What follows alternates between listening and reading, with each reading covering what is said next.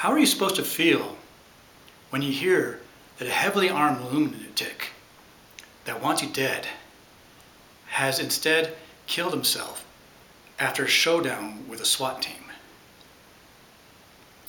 I don't feel happy. I don't feel sad. I don't even feel relieved, though I think I should. I'm trying to wrap my head about it because, I just got the news last night. Still thinking about it. Let me tell you a little story about a guy named John Reese who called himself the Archangel Michael. He was a sad man in many ways, a vicious one in others. He had mental issues, a lot of guns, and a very great amount of anger in him. He was a tool for my enemies. They attempted to get him to come out, kill me, and maybe my family in the crossfire. My enemies failed. Let me tell you the story about how I first came across him. I've got a reputation in the Bunjikan being the organization that I study martial arts wise. I've got a reputation in the Bunjikan of being the kind of guy that will do what's right and not worry about my image, my reputation, or anything like that. When something needs to be done, that a little mud might splash on me, I don't care. I'll tell things as they are and not what people want to hear.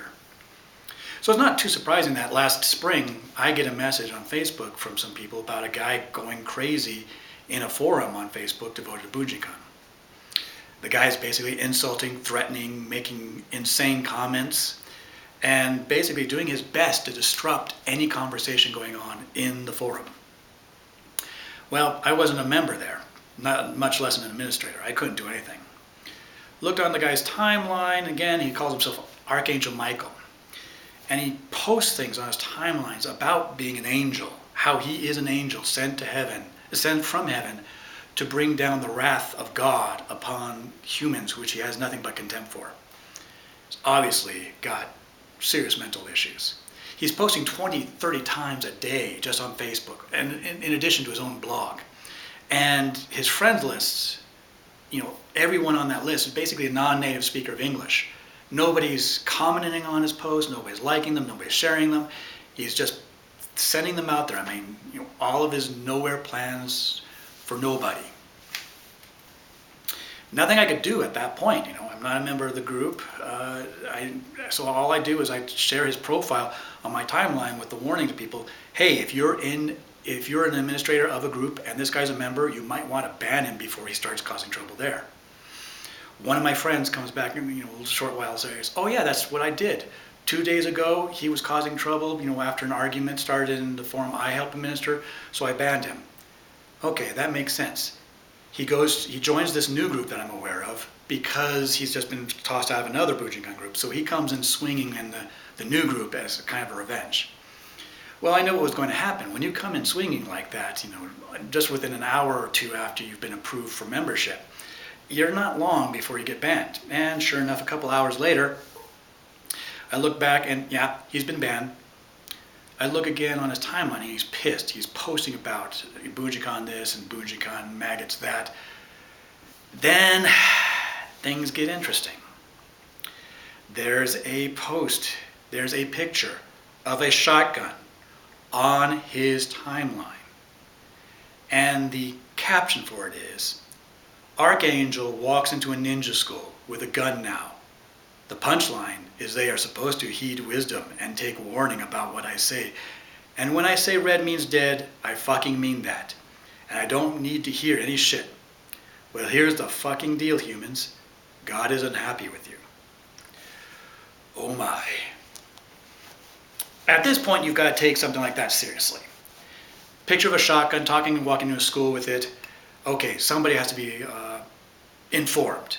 You do not engage with this guy, you do not provoke him, you do not respond to him, you go to the police. Question is, which police? We don't even know his own real name. We don't know where he lives. I take a screenshot of the whole thing, put it up on my timeline and say, guys, what should I do? My friends on Facebook come through for me. They tell me, you got to call the FBI. They have more resources on finding out who this guy is than we do.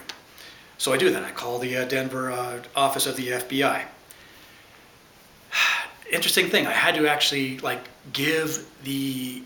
over the phone, give each dot and slash of his URL of his profile, because you can't send in emails, I guess, for cybersecurity. Interesting point.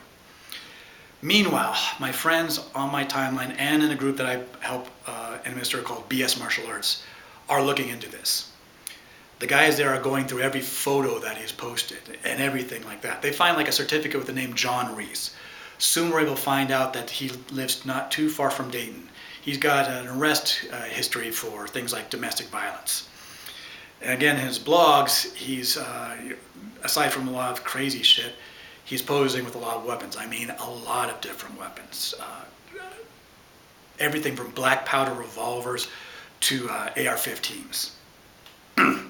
Yeah, so we find out what's going on, and within like an hour and a half, every school within 200 miles of Dayton has gotten the word. If they claim to teach ninjutsu, watch out for this guy. People on the ground are talking to the police near this guy, telling him what's going on, showing him printouts of what he's been writing, things like that. Things are working as they should. The network is taking care of itself. The word's getting out, people are taking cautions, the police are being informed. Well, when he posted that picture of the shotgun, of course somebody reported it, not me, but obviously somebody did. And it's a threat. And his account gets shut down, so to speak. I start looking at his blog. He's moving all his attention over to his blog, and he is pissed off about that. And he seems to be thinking that the police are going to show up on his doorstep. He posts several things basically saying that if any police shows up on his front doorstep, he is going to kill them. Oh my. So I screenshot this.